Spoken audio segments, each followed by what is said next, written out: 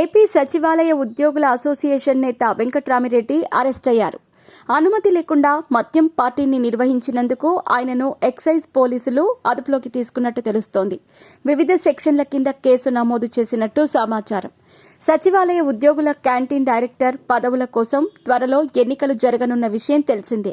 వీటిని దృష్టిలో పెట్టుకుని ఆ డైరెక్టర్ పదవుల్లో తమ వాళ్లను గెలిపించుకోవాలనే ఉద్దేశంతో వెంకట్రామిరెడ్డి ఉద్యోగులకు ప్రలోభపెట్టారనే కారణంతో అరెస్ట్ చేశారని అంటున్నారు.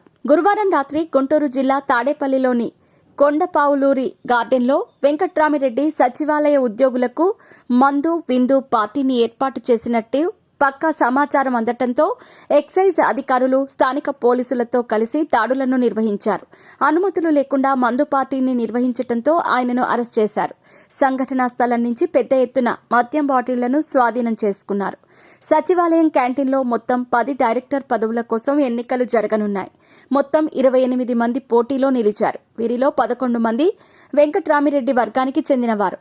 తన వర్గానికి చెందిన అభ్యర్థులను గెలిపించుకోవాలనే ఉద్దేశంతో సచివాలయ ఉద్యోగులకు మందు విందు పార్టీతో ప్రలోభపెట్టినట్టు వెంకట్రామిరెడ్డిపై కేసు నమోదు చేశారు. మద్యం పార్టీని నిర్వహించడానికి ముందస్తు అనుమతులు తీసుకోకపోవటం, ఎక్సైజ్ నిబంధనలను ఉల్లంఘించటం వంటి పలు సెక్షన్ల కింద ఆయనపై కేసు నమోదు చేసినట్టు తెలుస్తోంది.